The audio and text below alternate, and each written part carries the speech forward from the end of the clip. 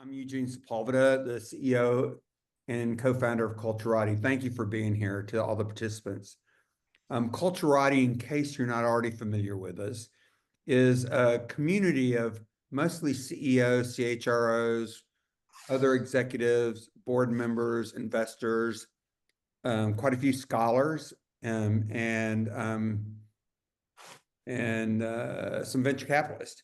So for 10 years now, officially, and probably 15 years unofficially, we've been gathering to understand how does culture help our companies and our employees be more successful? And what are the components of culture that will allow us to be more successful? We've moved the bar from being successful to both the company and the employees thriving.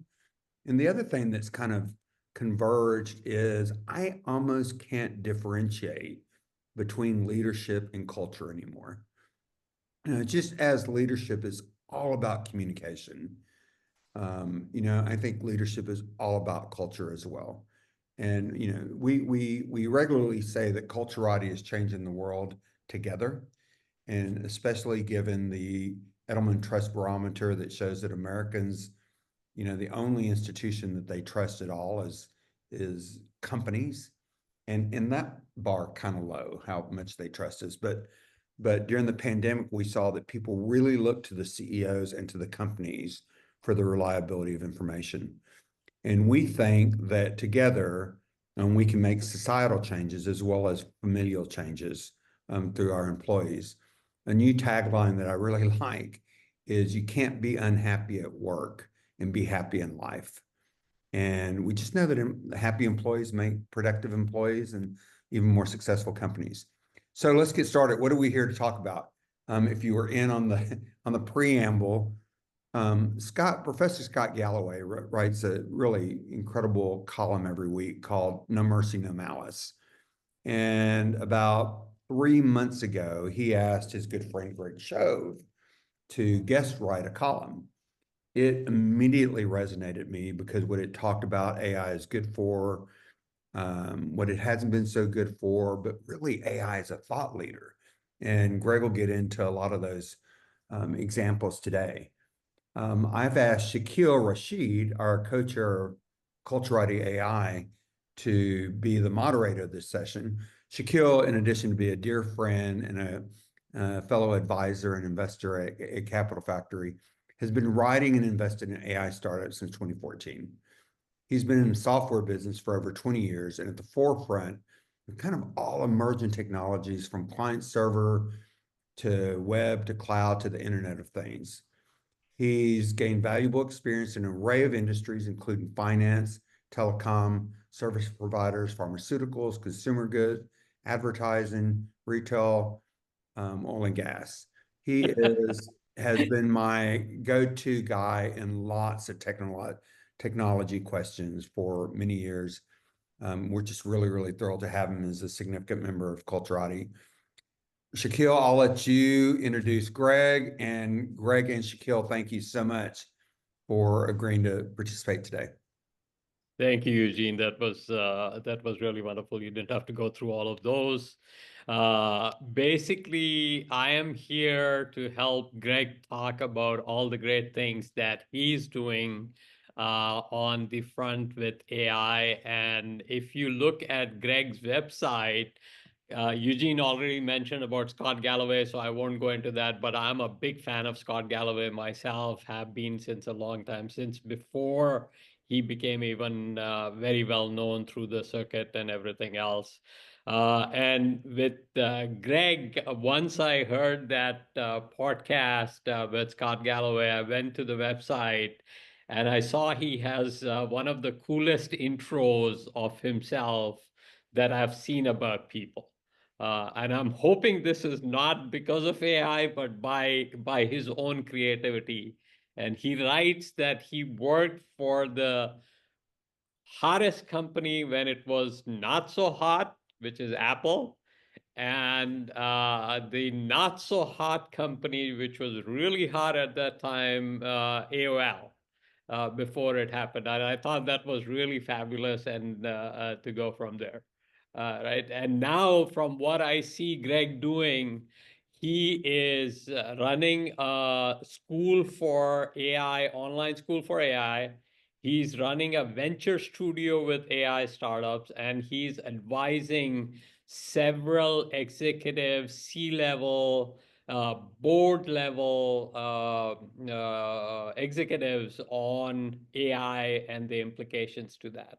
And I'm really thrilled to have him start with a few slides, and then we'll get into Q&A because I have plenty of things to ask him. So Awesome. Thank you, Shaquille, and welcome everybody. Thanks for inviting me. I'm glad to be here. Let me share my screen very quickly.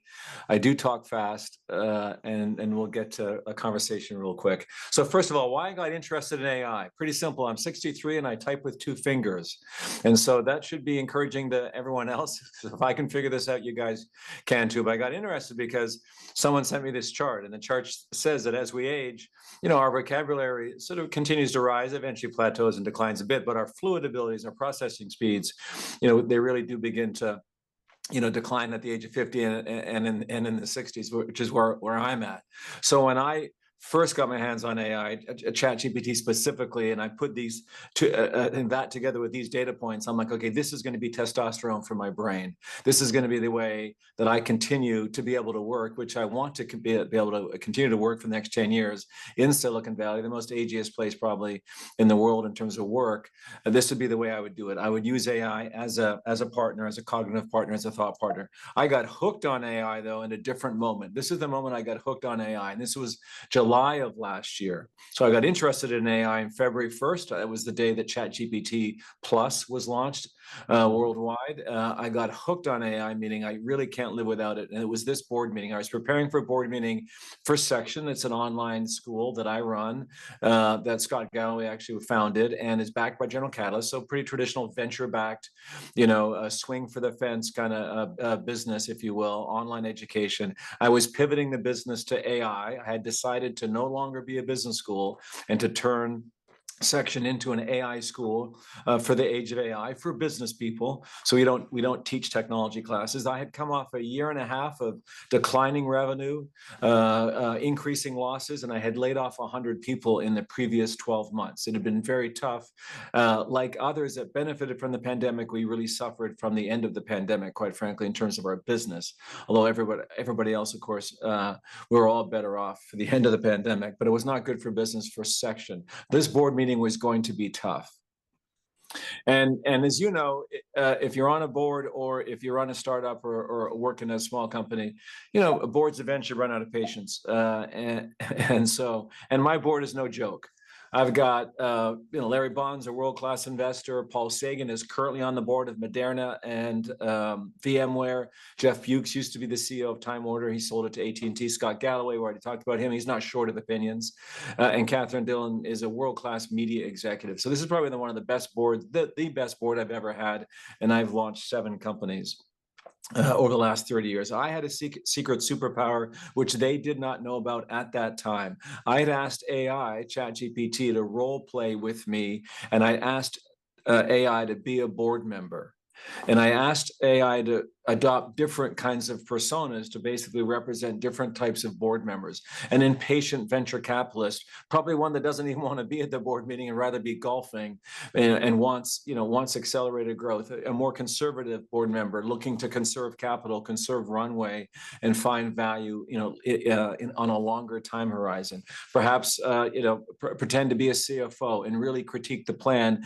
Most CEOs are pretty good at narrative, right? The story, but what about the nuts and bolts? What about what the plan really says in terms of what the numbers say about the plan? So I had been using for the previous few days AI as proxy board members, and I've done it every time since. So here's how AI did in October. And I'm going to show you also the scorecard for the last 12 months. So I just did this for a board meeting. So the humans, we grade them 100%, and I'll tell you how this scorecard works.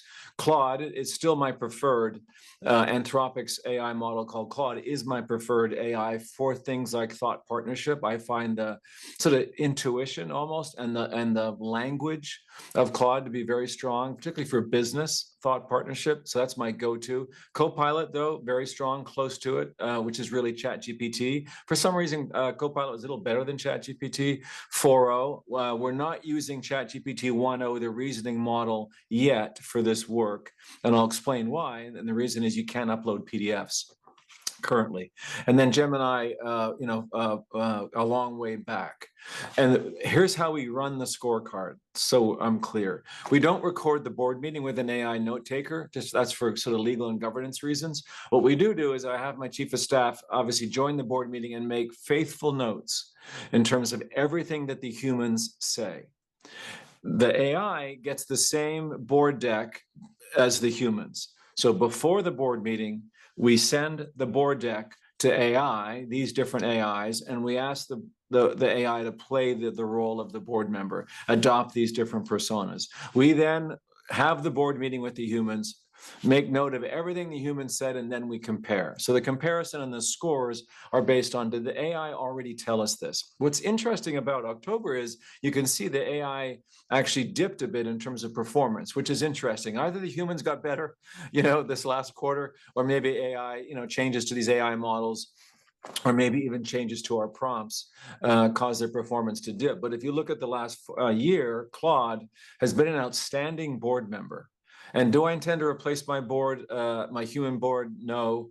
Obviously, we need human boards, and they bring a level of experience and insight and networks and contacts that AI don't have, at least today.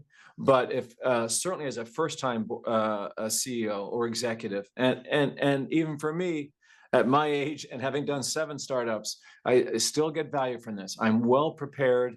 The AI can cover my blind spots. The AI can and challenge me to think about things I haven't thought about. So this really, to me, was the moment about over a year, and I guess a year and a half ago now, where I got sort of hooked on AI, realizing that as a thought partner for any medium to high stakes decisions, I could use AI. Why do I ask AI to call me captain? That's because I have 2 grandkids, and when I was asked what I wanted to be called by the grandkids, I said captain. So before the grandkids turned up this year, I started asking AI to call me captain. And now what I would say is between GPT and Claude, any high stakes decision in my personal life or business life, I will not make without consulting both of these AI. And I'm going to stop sharing. Thank you, Greg. That was wonderful, actually, to talk about the story specific to your board presentation and the metrics in terms of the overall, what were the metrics by each of these groups in terms of what they've been able to do. So we'll jump straight into this, right? You have used this for the proxy board. Have you encountered any hallucinations that were pertinent during this time? Yeah, I mean, I'll first of hit all, the first one with hallucinations. So. Yeah, we encounter hallucinations all the time, of course, and I think it's, of course, and just remind everybody, hallucinations is Silicon Valley speak for AI just makes shit up, right? That's what hallucinations are, and they are endemic to the design of these models, if you will, to the way they work currently, and it doesn't seem to be improving much, notwithstanding what big tech might have told us would happen, like hallucinations would be minimized. They don't seem to be. They seem to be staying at the rate of 5 to 10%. In this kind of use case as a thought partner, I think the way to think about it is if you want creativity, you will tolerate hallucinations, and you want to basically prompt the model in that way. So you want to say to the AI, please be creative. Let's brainstorm together. Be the crazy board member who always comes to the board meeting with the out of the box ideas. That's a good persona to ask an AI to play, and you'll likely see more hallucinations or get more crazy ideas. The other way you can constrain hallucinations in this kind of use cases, you can say to the AI, just please refer to the document that I shared with you and constrain your thinking as a proxy board member, to what is included in this in the pre-read, and don't be too creative. You can use in your prompt, you've got this, you're steering, right? The AI is responding to your steering. So in some cases, I think hallucinations are a feature, not a bug. That doesn't mean we don't want, doesn't mean hallucinations are good. I want to see an AI one day where the hallucination rate is very, very low, if not zero. I don't know if that's possible. We'll see if all the billions of dollars, or hundreds of billions of dollars will be able to get hallucination rates down, or maybe it's multiple AIs working together. That's probably likely how we're going to get there. I think in general, we want to be able to rely on our answers from AI. Shaquille, I was talking to our 23-year-old son. He was home from New York for Thanksgiving, and I said to him, how much do you use GPT, and what about Google? And he said, well, Dad, I use GPT all the time. I no longer use Google. I'm like, oh, that's kind of surprising, because I said, Bobby, it's hallucinating and making answers up. He goes, Dad, of course I know that. What do you think I am, an idiot? Like, I just look at the answers from GPT and I assess real time which ones sound funky or are wrong. And then I go back to Google and I'll use Google to get that answer. And the rest of the time, I just love the way GPT or AI presents the answer, right? Less friction, less clicks, in a more kind of coherent way. And I'm like, well, that's quite a cognitive task for you to bear, to kind of pay attention to the answer and kind of have to suss out which one is not a good answer, and you have to go and kind of do more research on it or go use Google versus the gain. He said, no, the gain is worth it. The rest of the answers are so good, and the presentation of the answer is so efficient cognitively, that I'll take that and I'll put up with that. Of course, what was going on also in my mind, which I didn't say to him, is how ironic that my 23-year-old son thinks that he can assess whether AI is giving him a good answer or not. But that's another conversation. And an interesting one as it relates to hallucinations, because humans are being asked to judge AI in terms of, is that a good answer or not? I think ultimately we don't want hallucinations, although we do love the creativity. And I think that AI as a thought partner, when it comes to creative tasks, it can be an amazing thought partner, because it can be very creative to the point of hallucinating.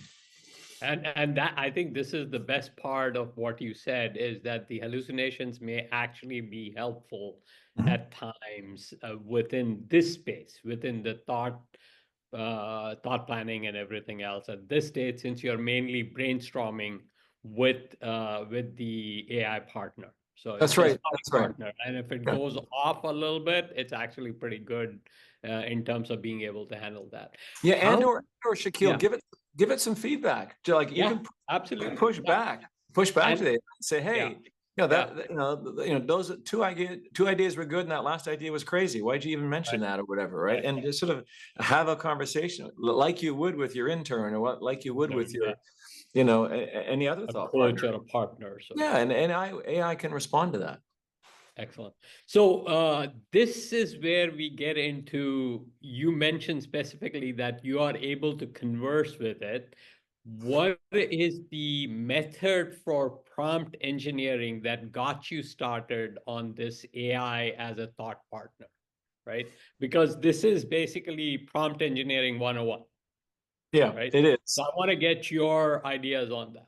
Sure. I think my first idea is, let's not call it prompt engineering, because that's more Silicon Valley, or Silicon Valley jargon to make it sound like it's hard and the rest of us can't do it. And so prompt engineers, whatever that means, can make $150,000 a year. It's about having a conversation with your AI. And I just frankly think the same as with humans. The more you're specific in the request of the task, right, the outcome you want, combined with more context about what the task is. So you want to work with your AI so the AI knows the task, knows the context of the task, meaning this is the industry, this is the this is the company, this is my role in the company context, and then any constraints, which by the way we would give to a thought partner. If we said to a thought partner, help me think through this problem, and I have a week to solve it, and I have $5,000, or I've got a month to solve it and I have $100,000, your thought partner is going to give you different ideas based on your human thought partner, right? So same thing with AI. So this idea of task, context, and constraints, those are the three building blocks for a great conversation with your AI. And then you can add in some other things with AI, which is super cool. You can't do that with humans. With AI, you can add the fourth block of a great prompt, which is a great conversation, which is format. You can tell the AI, I want a casual tone. I want bullet points. I want, no more than 5 ideas, things like that. What I call that essentially format, the style and format of the conversation. With a human thought partner, you can't do that. They just, they'll talk and communicate with you how they decide. With your AI, once you've got context, and constraints, you can then add sort of format. That's a great conversation. The best way to do it to get started, I think, is do it on the phone. Just start talking to AI, and so get GPT, or particularly GPT, because GPT voice is so great. Even if he stole Scarlett Johansson's voice for a while, but it's just I've replaced probably an hour a week of my podcast time.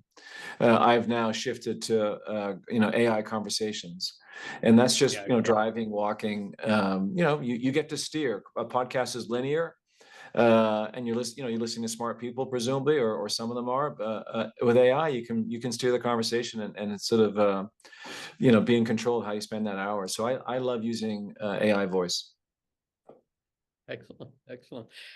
During your slides, you mentioned the fact that you prefer Anthropic's cloud more than the others. Could you elaborate on that? I've actually heard this from other people too, but I want to get your view specifically on that. Yeah, first of all, I'd say that the performance varies across all these models, and I think that is really off-putting for almost all of us. And because in part we have in a software world, also by the way, in a browser kind of search world, right? Our sort of access to information is really through software and through browsers and stuff, right? And through Google search. And this is not that. So the performance of these models vary, so that's a little off-putting. So I would say some days I prefer GPT for certain kinds of answers, and then other days I prefer Claude or maybe even Gemini occasionally. Claude, though, around thought partnership, I just like the tone and language of Claude. I think when those engineers left OpenAI and went to start Anthropic, I think they realized, that we need to be different. Claude will have to be different than GPT and more. And I think one of the ways they want to be different is more humanistic, a little more, tonally in touch with us. And I think that is reflected in how Claude talks to us. And so that's why we prefer that section, as it just feels more nuanced. And it feels a little more human, which is a weird thing to say. They're machines, but you might remember Pi, and there's a company called Inflection that had a AI called Pi. I thought Pi was off the charts, even better than Claude around that sort of human, as an empathetic tone. Of course, that's Reed Hastings' company at one. Yeah, exactly. Didn't make it, and it's now part of Microsoft. But yeah, you can tell, right? There's a zone here in which these AIs operate. Some are going to be more functionally capable. Some are going to be more humanly tuned. And again, ideally, we'll get them in one package. One AI could do both. So apart from these board presentations that you have talked about in your deck, what are some of the most common use cases that you have used AI as a thought partner? Yeah, I would think about it, Shaquille, as I say medium to high stakes decisions. So I think the way to think about these decisions are that, they matter enough to get it right. You have enough domain expertise. You have to have enough, I think, to be able to judge the AI as your thought partner. So if you're using AI as a thought partner about something that you really know nothing and or can't get access to other knowledge to help vet it, that's probably a little riskier, right? But I'll give you an example where I use it. I'm not an oncologist, but I had cancer 3 years ago, and I used AI. I continued to use AI basically as a second or third opinion, but I've got a first opinion, right? So I've got a first opinion from an expert. But in general, I like to think about using AI as a thought partner where you are able to kind of have a good conversation with your AI and steer it and judge. Are you getting good ideas and good feedback, right? So that's the first thing. The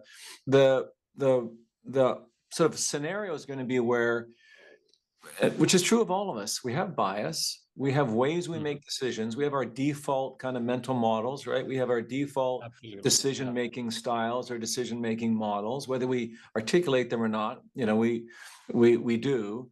And what I love about AI is just it doesn't. I mean, it's got some bias, we know that, but as it relates to making decisions, it doesn't have blind spots, doesn't have bias, has access to all the decision-making frameworks that you could possibly imagine. And you can actually ask AI to be a thought partner with you and pretend to be a BCG consultant and think in 2x2s. Or you could ask AI to adopt the persona of an IDO consultant and approach a problem with a design thinking sort of mentality or style. And because I don't know much about design thinking, right? I have a rough idea what it is, but I don't think that way. But I might have a problem where I think design thinking could be helpful, right? A product roadmap, for example, might be, some decisions I have to make that maybe I'd want a design thinking sort of style of thinking. So I think about it as the level of stakes in the decision, the fact that there's going to be some downside if you don't get it right, there's going to be some upside if you incrementally improve the quality of the decision. So things like unintended consequences, things like risks you haven't thought about, things like unintended upside as well, right? What could go right here, and what would be the outcome if it went right? I tend to be more of a pessimist, so I'm always worried about downsides. So I like to use AI to, help me think about the upsides and what could go right.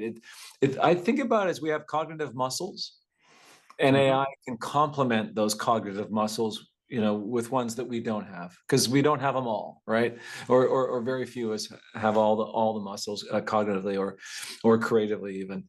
And I would say that the friction isn't much, in my opinion, meaning, Right. if you know how to prompt, and by the way, I use Claude and GPT for high stakes decisions. I use them both at the same time. So I'll basically have, both open in my browser, and I'll just cut and paste the same prompt into each, and I'll start working with both at the same time, and I'll get different value from each of them. If I only had to pick one AI, I would probably pick Chat GPT. It is the Swiss Army knife of AI, but I, as I said, I use both, and I kind of probably prefer Claude for thought partnership for things like coaching and therapy, and those kind of more personal use cases. I think Claude is a wonderful thought partner. I've become quite intolerant, Shaquille. So I'll apologize in advance if anyone says, "Well, I would never use AI as a coach or a therapist or as a doctor to get a second opinion." And when I hear that, it's mostly my friends and neighbors who say that to me, like, "Oh, why would you do that?" And the reason I'm intolerant is that they have access. That's an opinion formed from abundance. That's an opinion from someone who has access to a therapist or a coach or a great mentor or a great doctor, but most of us don't.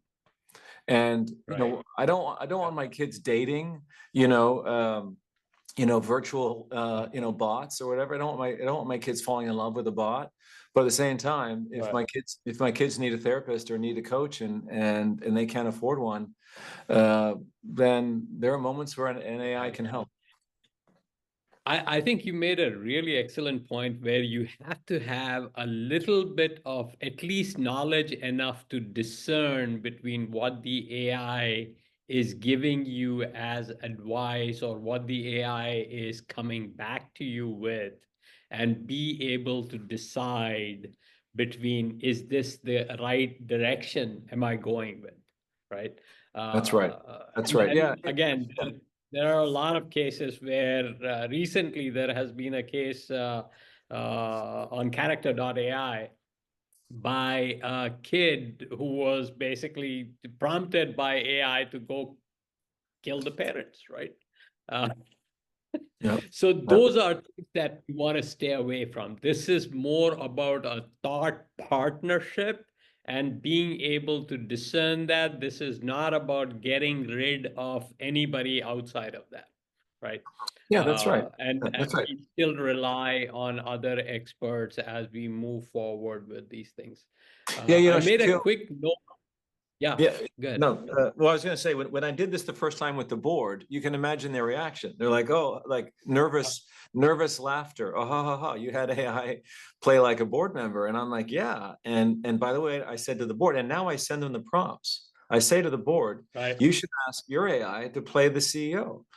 Take the board deck Yeah. that I send you, you give it to your AI and ask the AI to pretend to be the CEO, and I'll take the board deck and give it to my AI and pretend to be the board member. And so we'll come to the meeting, hopefully, a little more further along in the conversation, right? We should be able to, kind of speed up some of the basics and get to maybe the more interesting issues, because we would have done that. And or worst case is it happens to all of us. We're late for the meeting and we didn't have time to prepare. Worst Yeah. case, use your AI as your last minute, intern with an MBA, who's not Yeah. hungover, and run the board deck through that. So at least when you turn up to the meeting, you'll be somewhat prepared. So that's a valid use case too. Absolutely, absolutely. Actually, David just put a text here, which was my next question. We have heard this from one of the founders of Culturati from JDI, Josh Dilworth, that in his own agency and in his own work, he's seeing where people have started to use AI as their first editor, brainstormer, all of those, which they used to collaborate with some of their colleagues for doing that, right? So there is a culture shift from using their colleagues for doing that versus using the AI. Where do you draw the line and what is your recommendation around that? Yeah, that's a great question. And it's such a, we can unpack that, right, and talk for Right. hours. I hear it a lot from educators, and I do at least once a week. I talk to an educator either at high school or a college, and that's obviously their concern, right? Kids will stop learning; they'll just get the answers faster, and they're really struggling with that. And of course, some are reacting by putting their head in the sand and hoping someone else, finds the answer because they just don't want to deal with this. But they're not going to be able to do that. In the first AI native generation, right, of the workforce is currently in high school and college, and will be joining our teams in our companies, in the next year or so, and they'll be using AI every day. It's a great question. Here's one way, I think, one frame for it. Everybody gets the same superpower.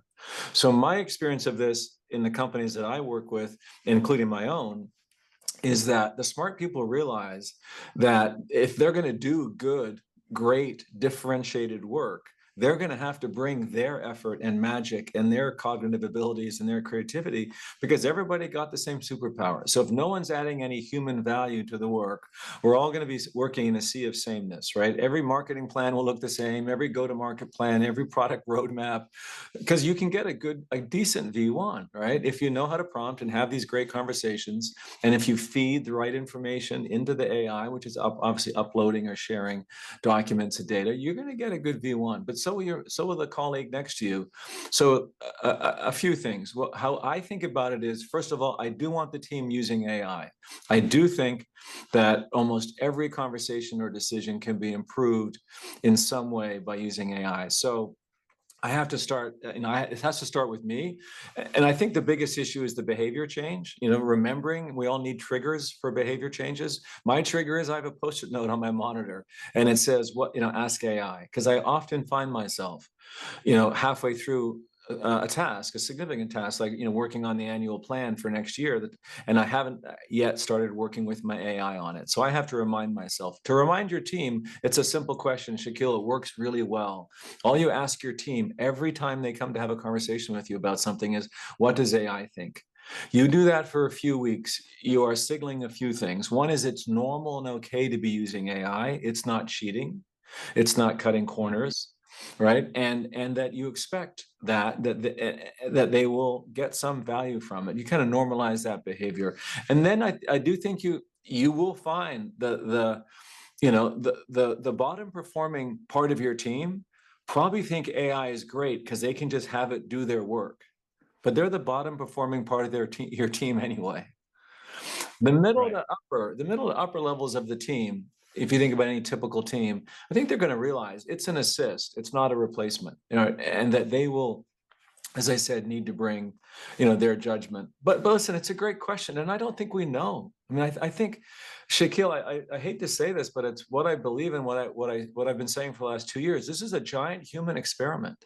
It's being run by big tech without any government intervention in the United States, and we are the lab rats. And the test on the human species is, can we live and thrive working and living with a co-intelligence? And if we can thrive, at what cost? And I think, I don't, does any AI pundit and guru and expert, or you, none of us know how this experiment's going to go. I think that means, to what Eugene said, to open our session, is leadership is so important in this moment. And I really encourage people that, get comfortable yourself, and then bring your, bring your workmate along, bring your teammate, bring your spouse, bring your, we need people to really be engaged in this, because it's coming, because big tech's decided, and they're not trying to make our lives easier, or save healthcare, fix healthcare, or save education, or solve climate change. Big tech is not interested in any of that. They just want to make a shit ton of money. So, let's just be clear about that, right? They're figure out. Yeah. It's on us. It's coming into our lives, and mostly into our organizations at a pretty alarming rate, I think. And so, and these questions around, should AI be on the org chart, right? There was a company this summer that put AI on the org chart, and there was so much outcry, they took it off the org chart. It's not a human. I don't think it goes on the org chart. But at the same time, I think we have to normalize and encourage its use. We have to share the successes of it when we have them, and we have to identify when it doesn't work. By the way, we do AI shout outs at our team meetings, and we started 1.5 years ago, and it was very awkward. And because we do human shout outs, of course, at all hands meetings, and now we do AI shout outs. And I'd say the first few weeks, even a few months, I was like, this is strange. Why are we doing this? But I really wanted to set the tone that they're not they're not people, and they're not really thinking, right? They're predicting. But we are working alongside them, and we want to normalize that. And so that level of anxiety, as you know, is so high in the workforce, and AI will not improve it in terms of levels of anxiety. Obviously, it's exacerbating those levels of anxiety for good reason. Particularly in the United States, we put so much value in our work in the United States, unlike, as opposed to other cultures in Europe, for example. But we put so much value here personally in our work, and we have these beliefs about work, like, hard work and don't cut corners, don't cheat. What defines us? Yeah, and this mode of work, right? Effort, originality. It has to be your idea, and you claim the idea is your idea. Well, maybe the idea came from AI, and that's okay. Maybe you made the idea better, right? You took an idea and you really made it better. So yeah, it's a really it's a great question. It's when you unpack it, I think there's lots of different angles we're going to have to figure out. Frankly, I view it as a giant experiment. So I'll shift gears towards another blog post that you had recently about working high and low, right? Mm-hmm. Sure, you know what I'm referring to here in terms of the number one skill for executives that you wrote. I want you to think about the AI and how does it work high and low in this instance, and how do you prompt it, right?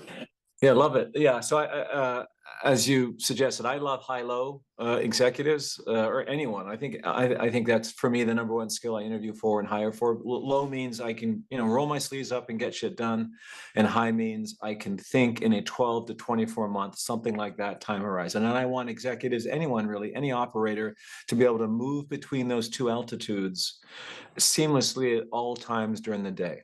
Pretty classic startup, right? You are sort of having to work very tactically and more strategically. And frankly, it's AI is built for it.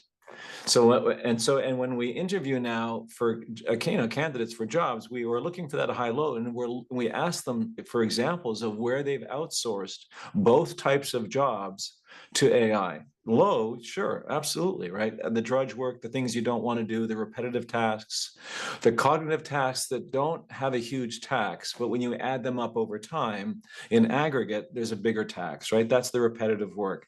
We call that sort of, the manpower work, the low work. absolutely bring AI first, probably into your life in that way.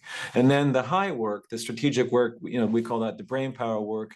That's the thought partner, bring AI into that kind of more strategic work. So if you're really good at working in a 6 or 12-month time horizon, let's say with a product roadmap or an org design or an org redesign, ask your AI to think about that same design, share it with your AI, and ask the AI to help you think about 24 months and 36 months out, because AI can play that role, because that may not be your strength in terms of sort of looking out forward, sort of the high work, right, the more longer term work, and vice versa. So yeah, I think AI was built for high level. That's one of the reasons I rely on it so much.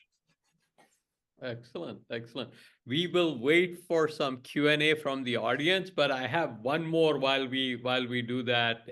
One quick one. In terms of the startups that you are building with your venture studio, are there any specific functional assistants that you're building? Yes, I'd say we've built a capability that we've applied to one use case, and now we're seeing if we can apply it to others, which I think is a great way to think about AI. Even internally, when you're thinking about sort of AI applications, or not even applications like you have to build it, just the use of an AI like ChatGPT, right? You think about. You find a workflow where it does well because it's got a capability. In this case, for us, it's extracting unstructured data from large publicly available data sets. So the first use case we're applying it to is SEC data, financial data about public companies, but the unstructured data, like how much does a CEO get paid, or where is their office building, how much do they spend on their head office, per square foot. Sort of there's a lot of data in sort of public filings about companies, but really what we've built is an ability to extract unstructured data and make sense of it in a very time efficient way. You do it with humans, of course it's pretty easy to do. It's just very manual and tedious. So we've built sort of this capability, and then having done that, now we're looking at other places where we could apply that capability. In pharma, in fact, an entrepreneur came to me and showed me the drug disclosure document associated with GLP-1s, right? Drugs like Ozempic, really probably the most important technology breakthrough we've made, one of the most in this country in the last few years. And those can be very long, 30 pages. Think about the drug disclosure that's attached to a drug you pick up at the pharmacy. Those can be very long and complex. And so extracting insights from that data, because it's all publicly filed data with the FDA, is another interesting use case. So we see that internally at companies. If you can figure out one workflow where AI can help, then think about other workflows that are similar. And one might be in marketing, one might be somewhere else in the organization, in HR, but they're probably similar workflows. Sort them out with your GPT or your Copilot, and then go over to the other team and show them what you did. Because again, Right. we have very in language intensive functions, we have very common workflows. They're different, but they're at the core quite similar. So that's how we think about it. And obviously, language intensity is sort of the first lens we use when we think about where is AI going to do well, and the second is training data. I'm not as excited about agents. I'm excited about agents. I think they're overhyped, and I think that it's going to take longer for them to come in a way that's reliable. So I do think Yeah. I think we're going to have to get That's better. interesting you say that, because the other presentation that I just got off with Andrew Ng was using agents as different roles for you to work with the AI, right? Yep. Uh, Yep. so Yeah. it Yeah. takes different approach of agents versus what others have done. But I don't want to digress. There was an interesting question from Magdalene House here, saying that she uses AI for her managing her nonprofit. What are some of the use cases that you could think of, or from the AI tools that you have seen that can help her run it better? Yeah, I mean, it's one of the most common questions I get, which is, and I think, frankly, it's one reason why people bounce off of AI. It's one reason why I think AI deployments are stalling inside the enterprise. Is this, is because it's not always so obvious the use cases, right? We can show people how to prompt, and we can give them this kind of superpower that does hallucinate and make mistakes, which is an issue, but we're not always as good quickly at showing them the specific use cases. And the way I would think about it, and if I thought for a few minutes, I could come up with some if I'm running a nonprofit, I have to fundraise. So I could probably use AI to research who I'm fundraising from. And I'm probably using AI to do some of that outreach, right? Either on LinkedIn or email, to help me do the fundraising, things like that. But more importantly, I'd say to this person running the nonprofit is, think about it this way. It's content creation and cognition. Generative AI has dropped the cost of generating content to essentially zero. That's why we had a strike in Hollywood last year. That's why we'll have continued sort of understandable angst and fear and anxiety in any creative function, because AI is going to do better and better and reduce the cost close to zero. That's sort of, but so anything you do that involves creating content is obviously your, like, again, language intensive. That's your first kind of use of AI. And the second is cognition, is thinking. And essentially, AI is going to reduce the cost of cognition to close to zero. That is the most dramatic impact, I think, on humanity. The cost of content dropping to close to zero, that's going to affect a lot of industries like media, obviously in entertainment and gaming, and it already is. But when you really think about the cost of cognition, the cost of getting a second opinion, the cost of reading a scan, anything, right? The cost of a McKinsey consultant. It's not that we're not going to have McKinsey consultants, but they do a lot of thinking that they're not going to be able to do and charge for in the future. I'll have one quick story, Shaquille. I know a friend of mine runs a law firm, an M&A law firm, 1,000 lawyers in the practice. A third of the work in that kind of M&A practice is doing work that we know AI can do reliably well. So, and the law firms know this. It's a third of the billings, though, in those kinds of legal transactions, that kind of work. So the issue is the partners at these firms know AI can do this. They have a choice, right? They can bring in AI and do the work, and they could lower their fees and expand their market size. That's one option, right? They could bring AI to do the work and just make more money. That's a good option, right? You can have less direct expense in terms of lawyers. The biggest issue, though, Shaquille, that we all face, I think, in these kinds of roles, especially in language-intensive industries, is how do you train the lawyers? Because that is the work that the entry-level lawyers do for years, right? They do the cutting and pasting and verifying, right? Sort of the drudge work of legal, and we have that in sales, we have that in insurance, we have that in customer service, we have these massive kind of industries where we use that drudge work for 3 to 5 years as a way to train young consultants and young media buyers and young salespeople and so on, and then eventually they get sort of promoted, and that work will be done by AI. And I think for me, organizationally and as cultural leaders, we are going to have to figure out, where does the pipeline of talent come from, and how do we manage that young talent in a way that we can productively employ them and train them? Because because really the incentive, and the CFO will be telling us, the AI does that now.